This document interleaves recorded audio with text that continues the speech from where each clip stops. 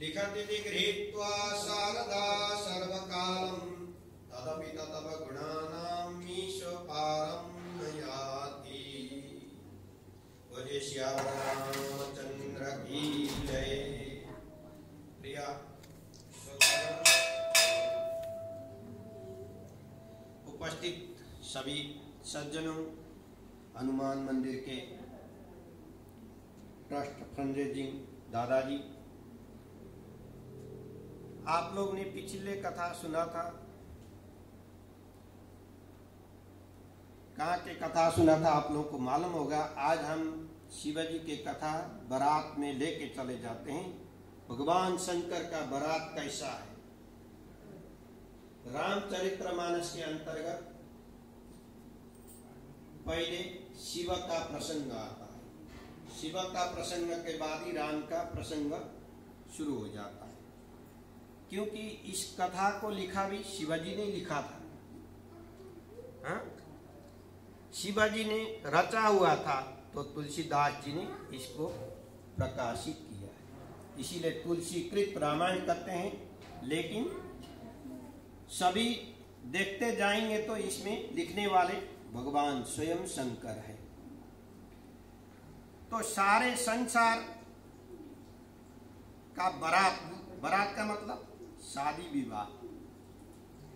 तो शादी विवाह आजकल कई दिन से किसी का हो भी नहीं रहा है कोरोना के कारण से। तो किसी को भंडारा आदि भी मिल नहीं रहा है, इसीलिए आज भगवान शंकर के बारात में सब चले मन लगा करके। तो सारे देवता शिवजी के बारात के जाने के लिए तैयार हो गए। सबने अपने अपने विमान को सजाया, अपना अपना श्रृंगार किया। शिवजी का श्रृंगार करने के लिए कोई नहीं आता है। भगवान स्वयं जिस रूप में है उसी रूप में है। और भगवान शंकर को क्या कहते हैं? अविनाशी देवता। अन्य देवी देवता का पद पदांतर बदल जाता है, लेकिन भगवान शंकर का नहीं, इसको कहते हैं अविनाशी देवता। तो कोई नहीं आया, सारे बाराती तैयार हो गए। शिवाजी को उसी तरह बैठे हैं। इसमें से शिवाजी के दो गण आकर के उन्होंने विचार किया कि हमारे स्वामी का विवाह है, इसको सजाने के लिए कोई भी नहीं आया, इसका श्रृंगार कोई भी नहीं करता है। देखो मनुष्य के शादी में क्या होता है, कितने समय पहले से उसके तैयारी होती है, लेकिन भगवान शंकर के बाराती में कोई तैयारी नहीं है। अभी उसके दो गण आ गए, अपनी रीति से श्रृंगार करने लग गए।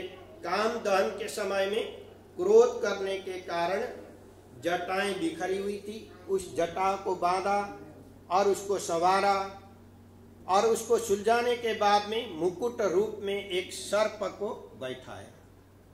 मुकुट के रूप में सर्प को बैठा दिया।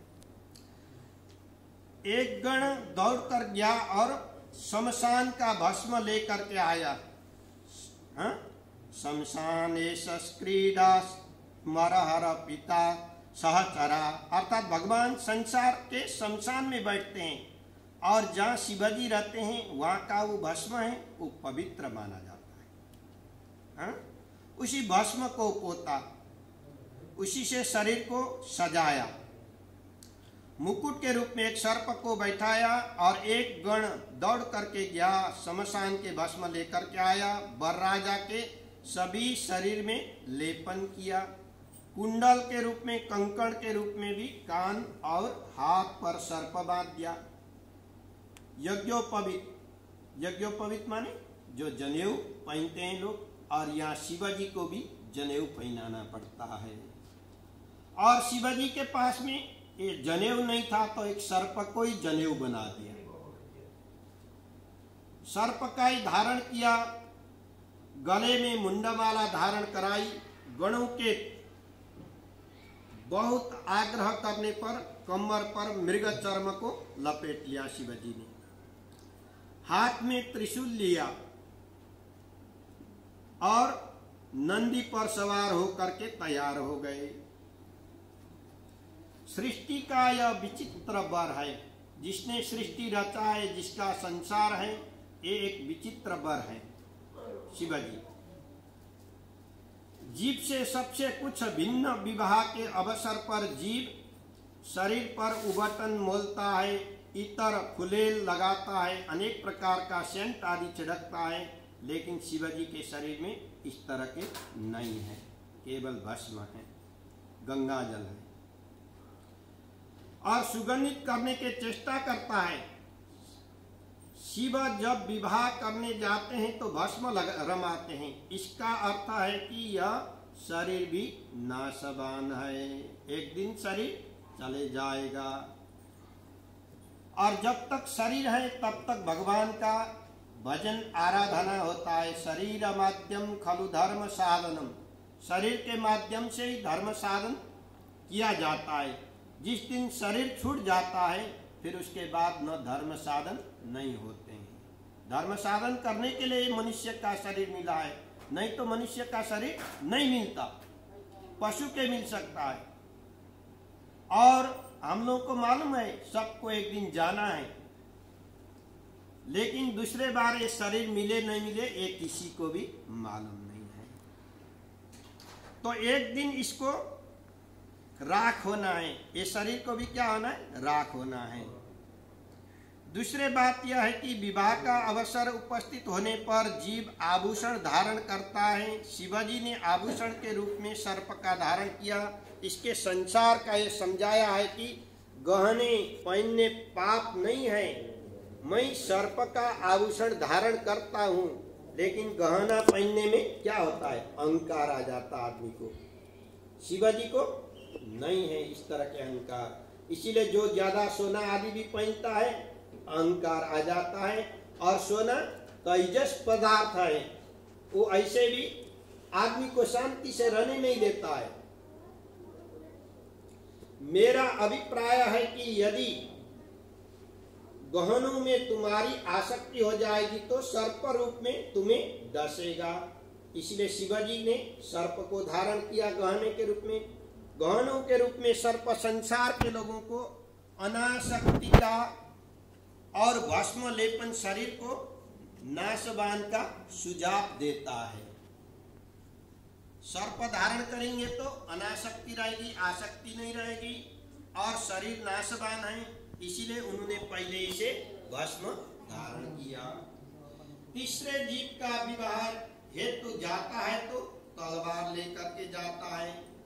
कई लोग तलवार रखते हैं ना, खड़गा आदि, लेकिन शिवाजी ने क्या रखा है, त्रिशूल। तीन को जो शूल करे, तीन को समाप्त करे, काम क्रोध लोभ, जो ये तीन वस्तु को समाप्त करता है उसका नाम है त्रिशूल।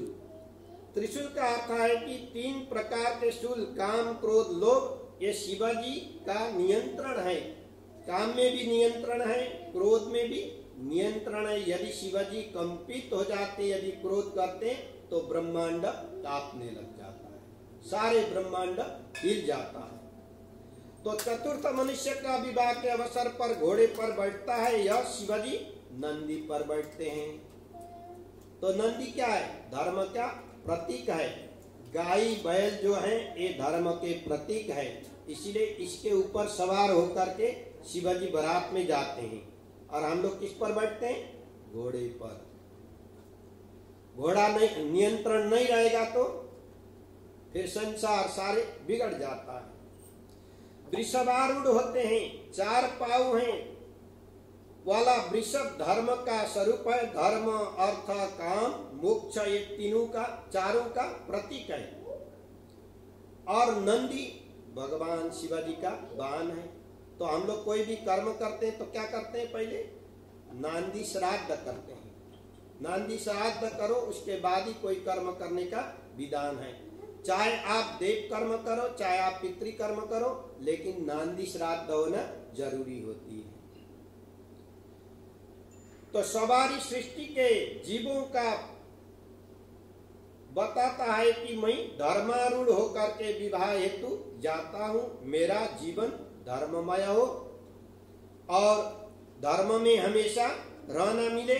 इस प्रकार से वर राजा तैयार हो गए। शिव का बारात में बहुत से बाराती जाते हैं। सभी देवता अपनी अपनी पत्नियों के साथ चले जाते हैं बाराती में।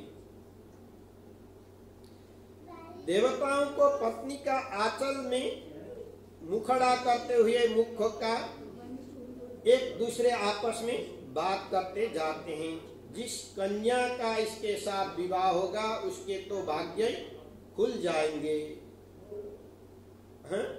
जिसके विवाह होना है उसका भाग्य खुल जाएगा, वो अखंड सौभाग्यवती रहेगी। तो देवताओं ने मुश्किल करके उसे ब्रह्मा जी से कहा कि मृग चर्म लपेटने पर भी शिवजी निर्वस्त्र जैसे दिखाई देते हैं, तो इसके समान है कि शरीर पर भस्म पोती हुई है। शिवगण के पीछे पीछे चल रहे हैं और लोगों ने पीतांबर पहन करके सुंदर आभूषण धारण किया हुआ है कि लोगों के पास में विमान है, शिवजी के पास में नंदी है सवारी। इसके साथ में चलने के लिए हमारी शोभा नहीं है। शिवजी को अपने समाज से पृथक चलाओ, अर्थात समाज से शिवजी को पृथक चलाएंगे तो ब्रह्मा जी ने कहा शिवजी के तो पृथक चलाओ, अलग हो जाएंगे यदि शिवजी तो हमारे काम नहीं बनेगा। क्योंकि हम लोगों को जिस शत्रु ने तारकासुर ने सता रखा है उसको शिव विवाह में जो शिव विवाह होगा और उसका संतान होगा वही उसके तारकासुर को मारेगा। नहीं तो जब तक वो नहीं मरेगा तो हमें देवताओं को शांति नहीं मिलेगा, हमारे भजन कर्म आदि में विघ्न बाधा करेगा। तो अलग करने के चलाने का कहीं उसकी बुद्धि फिर जाए और यह देखें कि तुम सब जाओ, मैं यहीं बैठा हूं, मैं क्या होगा विवाह की, तो इनकी तनिक भी इच्छा नहीं थी। पहले एक बार विवाह करके इन्होंने देख लिया, तो विवाह में सुख तो नहीं है, फिर भी जब राम जी कह रहे हैं, भगवान विष्णु कह रहे हैं, तो मेरे को विवाह करना है। जैसे भी समझ बुझा करके इनके विवाह कराओ, तारकासुर का विनाश होवे, या तो हमारा ही स्वार्थ है, इसमें अलग न करो। तो देवताओं को तो पृथक होकर के चलना था, अब क्या किया जाए। ब्रह्मा जी ने कहा कि युक्ति बताई, व्यवस्था के नाम पर सब देवता अपने अपने समाज के साथ पृथक पृथक चलने लग गए। इसी कारण से शिव समाज में पृथक ही हो जाएगा। देवता ईसाई किया, अतएव शिवजी अकेले पड़ गए। शिवजी ने समझ गए कि मेरा साथ नहीं रुचाएगा इन लोगों को। इसके लिए यह युक्ति निकाली है कि इसका दूसरा अर्थ है कि शिव किसी को भी दूर नहीं करते हैं, सबको स्वीकार करते हैं, शिव सबको बुलाते हैं। शिव से ही जीव का कल्याण होता है, बिना शिव के जीव का कल्याण नहीं होता। इसीलिए शिवजी देवताओं में प्रधान भी है। अपने ऐश्वर्य के घमंड में जीव अहंकार बर ईश्वर से दूर हो जाता है। जहाँ ऐश्वर्य आ जाता है तो ऐश्वर्य आने पर सभी को अहंकार आ जाता है। हाँ? नहीं को अस जमना जग माही, प्रभुता पाई जाई मद नाही। अर्थात जो संपत्ति आदि अनेक प्रकार के आने पर अहंकार तो आता ही है। तो इस शिवजी ने सोचा कि इन लोग के पास धन संपत्ति है, सभी चीज है, इसलिए इन लोग अहंकार करते हैं, मैं तो वैराग्य योगी हूं। जब देवतागण अलग होकर के चलने लगे तो शिवजी ने भृंगी नाम के एक गण को बुलाया। भृंगी, तुम मानसिक मंत्र शक्ति के द्वारा सृष्टि के समग्र शमशान को, भूत प्रेतों को नियंत्रण भेजो, तो स्वामी के बारात में जल्दी पहुंच जाए। तो मानसिक मंत्र शक्ति के प्रभाव से सृष्टि के सारे शमशान के भूत प्रेत जागृत हुए। कितने ही इसमें रिष्ट पुष्ट थे, कितने दुर्बल थे, कोई पतले थे, कितने तो मनुष्याकृति के थे, कोई कोई मनुष्य से इतर आकृति के भी इन लोग थे। चेहरा पशु का सा था, जिनकी पवित्र कोई कोई पवित्र थे, कोई अपवित्र थे। भूत प्रेतों की हजारों टोली आ गई।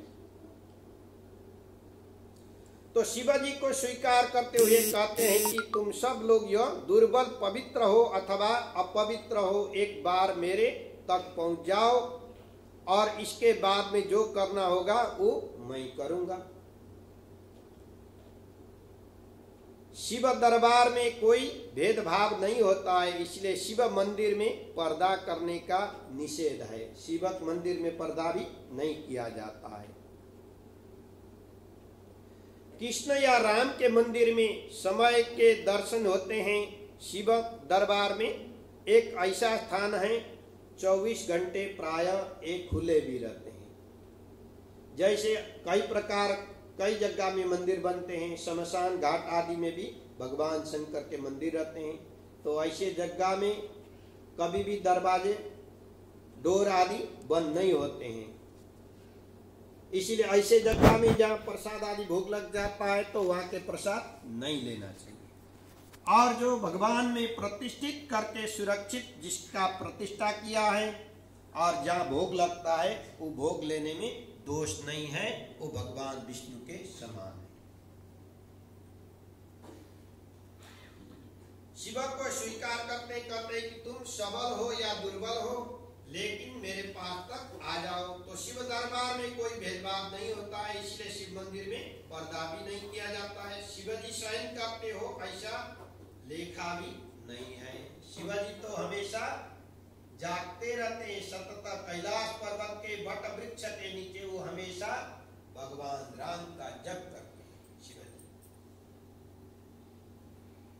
इसीलिए राम जी कहते हैं जो शिव का द्रोह होगा मेरे पास में वो कभी भी नहीं पहुंचेगा, अर्थात जो शिव के द्रोही होगा तो मेरे भक्त नहीं बन सकेगा। जीव को अपने पास बुलाने के लिए वो सतत जागृत रहते हैं। शिव मंदिर का घंटानाद को सबको आने का आमंत्रित देता है और मन को केंद्रित कर देता है। जब तक घंटा नहीं बजाओगे तो मन आपके चारों ओर बिखरा हुआ है। जब घंटे बजाओगे तो आपका मन नियंत्रित हो जाएगा। घंटा के ध्वनि से आपका मन नियंत्रित हो जाता है तो अंदर जाओगे, फिर क्या करोगे? शिव मंदिर में जल चढ़ाओगे। जल चढ़ाना, शिव जलधार प्रियो शिव, जल का धारा जो चढ़ाता है शिवजी प्रसन्न रहते हैं। जल चढ़ाओगे, उसके बाद में आरती दिखाओगे, उसके बाद में चमर डुलाओगे, उसको हवा करोगे। उस सब होने के बाद में भगवान को चंदन लगाओगे। ये तो पांचों के पांचों तत्व आ गए। जो मनुष्य के शरीर में 5 तत्व हैं, ये पांचों के 5 तत्व ये शिवाजी के मंदिर में प्राप्त हो जाते हैं। चंदन धरती का मिट्टी है, जल धरती का जीव का वृद्धि का स्थान है, और घंटा शब्द ध्वनि है, उससे मन को केंद्रित कर देता है, और चामर से वायु का नियंत्रण कर देता है। ये सारों के सारों ये उपस्थित हो जाते हैं और अपने पास बुलाने का लिए वे सतत जागते रहते हैं। तो गणों के सीधे हुए शिवजी ने देख करके देवता तथा देव पत्नी कहने लगी कि जैसा दूल्हा है वैसा ही बारात सजी गई है। सभी मार्गों में विनोद करते हुए बारात आगे बढ़ जाता है। शिव समाज तथा देव समाज हिमाचल प्रदेश में निकट पहुंच गए। तो देवताओं ने विचार किया कि हम सब शिवजी के बारात में जा रहे हैं, यदि वर राजा को आगे रखे तो कन्या पक्ष के लोग अगवानी करने आएंगे, डर करके भाग जाएंगे, इनको देखते ही डर जाएंगे, और इसमें शिव अपमान होगा तो हमारा भी सम्मान कोई नहीं करेगा। अब जनवास में कौन देगा, अर्थात हम लोग को ठहरने के लिए कौन बास देगा? इसीलिए सम्मान प्रेमी देवताओं अपने अपने समुदाय में आगे किया और वर राजा को पीछे रखा। गणों ने कहा कि महाराज वर तो आप है, आप पीछे क्यों रहते हो? तो शिवाजी ने कहा सम्मान के भूखे आगे रहने दो, इसमें पीछे ही ठीक है। तो शिवाजी पीछे रहते हैं, सारा देव समाज आगे आगे, शिवाजी समाज पीछे रह गया। इस कारण से अब आ गए देवता अपने अपने जनवास में पहुंच गए। इसके पीछे शिव लग्न मंडप में आ जाते हैं। मन पर यदि अपमान का अवसर होवे तो शिव कैसे कहा जाएगा? तो भगवान शिवाजी के सम्मान पूर्वक अगवानी करने को लोग सामने आते हैं। आज हिमाचल प्रदेश में लोग असीम आनंद में रह रहे हैं। पार्वती के मां मैना हृदय में उल्लास युक्त मनोरथ परिपूर्ण करके बैठी हुई है। पुत्री के जिसके साथ विवाह होगा, तपस्या के स्थिति इसके दामाद कितना रूपवान होगा, कितना सुंदर होगा। इस प्रकार से भावों के हृदय में सजा करके मैना आरती सजाती है, आरती के थाली सजा करके लेके आती है। ऐसा वर्णन किया कि जब सखियों के साथ मैना आरती लेने आ गई तो आरती का थाली हाथ से गिर पड़ा। हाथ से गिर पड़ा क्योंकि शिवाजी के रूप देख करके मैना डर गई। इसके एक कारण है कि मैना जब आरती सजा रही थी तो उसके मन में भाव था कि आरती ऐसे कलात्मक रूप से मैं सजाऊं, उसे देख करके मेरे जामाता मुग्ध हो जाएंगे। किंतु जब आरती करने गई तो शिवाजी के ललाट में चंद्रमा को देख करके हाथ से थाली छूट गई। बोलिए उमापति महादेव की जय। उसके मन में विचार आया कि स्वयं चंद्र जिसके ललाट में प्रवेश में विराजमान है, उसके सन्मुख दीपक दिखाने का कोई तात्पर्य नहीं है। देखिए अपने मन का दीपक जल गया तो बाहर के दीपक का कोई आवश्यकता भी नहीं रहती। लेकिन मन का दीपक जलना बहुत मुश्किल होता है, बहुत साधना करना पड़ेगा। तो शिवाजी के भीषण वेश को देख करके सारी महिलाएं भाग दौड़ मच गई। मैना ने बेसुदा होकर के घर में जा करके अपने पुत्री को गोद में बैठा करके अपना निर्णय सुनाया, जो होनी होगी, इस वर के साथ कन्या का विवाह नहीं करूंगी। हैं? ग्रह कितने आप लोगों को मालूम है? हैं? 9। एक ग्रह और है तो 10 ग्रह है।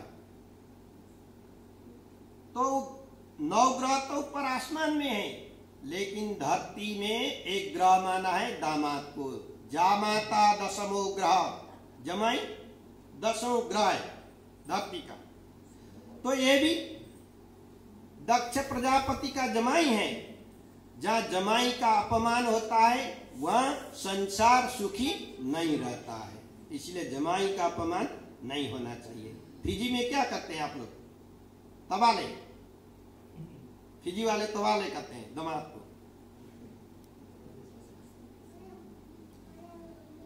और कन्या का विवाह करूंगी नहीं, ऐसे सुंदर तो मेरी पुत्री है, और ऐसा वर जो फल कल्प वृक्ष में लग जाना चाहिए वह बबूल के पेड़ में लग रहा है। बबूल का पेड़ आप लोग जानते नहीं जानते? एक बबूल का पेड़ होता है, उसको दत्तून आदि पेस्ट आदि करने के लिए काम आ जाता है। मैना विधाता को दोष देने लग गई, नारद को दोष देने लग गई, सारे नगर में शोक छा गया। मंडप के द्वार पर शिवाजी का दोबारा अपमान हुआ। फिर भी उनकी पूर्व स्थिति ही रह गई। तुल्य प्रिया प्रियो धीरा तुल्य निंदा स्मस्तुति। देखो मानव को भी कहीं अपमान होना पड़ता है, कहीं सम्मान भी मिल जाता है। ये संसार जो हम लोग के सिर के ऊपर एक मृत्यु रूपी काल घेर के बैठा हुआ है। गृहीत इव केशेषु मृत्युना धर्ममाचरित, अर्थात अपने सिर के ऊपर मृत्यु बैठा हुआ है। वो कब आ जाए कोई नहीं जान सकता है। देवताओं ने कहा महाराज आपके सास आपके गले में सर्पों को देख करके बेसुदा हो गई, तो विवाह के पूरा होने तक कंठ से नागों को हटा दे दो। तो शिवाजी का तो नाग तो आभूषण है, अब कैसे हटाएं? तो शिवाजी ने कहा मुझे महारानी पर दया आ रही है, गले के सर्प को देखकर तो उनको खुश होना चाहिए था कि मैं काल को गले में लपेट के आया हूँ, इसीलिए इनके जो पुत्री होगी ये कभी काल के अधीन नहीं हो जाएगी और ये कैसे रहेगी, सौभाग्यवती रहेगी हमेशा। इसीलिए पार्वती शंकर के पास जा करके जो गृहस्थी लोग मांगते हैं उसी को सब कुछ दे देते हैं, उसी को सब कुछ दे देते हैं। इसलिए शिवाजी का प्रार्थना करना चाहिए, ज्यादा शिवाजी का आराधना करना चाहिए। बिना शिव के संसार नहीं है। तो सौभाग्य अखंड हो गया। क्यों? मेरा सास को ऐसा जमाई चाहिए कि जिसको पुत्री का सौभाग्य खंडित हो जा कराए। मेरे वेश में तो कोई परिवर्तन नहीं होगा। पीछे से नारद जी आते हैं, सप्तर्षि लोग आते हैं, तो महल में प्रवेश करके हिमालय और मैना को समझाते हैं, पार्वती तुम्हारी पुत्री ही नहीं है, ये तो जगत जननी है, संसार के माँ है। ये धरती जो जितने भी धरती हैं ब्रह्मांड इसके माँ है पार्वती, सभी के माँ है। बागर्था रिवसं पित्तो बागर्था पतिपत्तये जगत पितरौ वंदे पार्वती परमेश्वरौ। ये संसार के माता पिता है तो पार्वती परमेश्वर है और वो अविनाशी है और मृत्यु को जीतते हैं। भगवान शंकर के पास में ऐसे ऐसे मंत्र हैं। मृत्युंजय मंत्र है, मृत्युंजय मां पाई त्राई मां शरणागत जन्म मृत्यु जरा व्याधि पीड़ितम कर्म बंधन। मृत्यु को जीतने का मंत्र शिवाजी के पास है। मृत संजीवनी मंत्र शिवाजी के पास है, जो मरा हुआ को भी जिलाया जाता है। तो ऐसे ऐसे मंत्र शिवाजी के पास है। तो बिना शिवाजी के अन्य देवता का अस्तित्व नहीं है। जो शिव मंदिर में नहीं पहुंचता है, राम हनुमान मंदिर में पहुंचना असंभव है, संभव नहीं है। क्योंकि हनुमान जी तो भगवान शंकर के अंश है, एकादश रुद्र उसको कहा जाता है। तो ये शिवाजी के अंश है हनुमान जी। तो सौभाग्य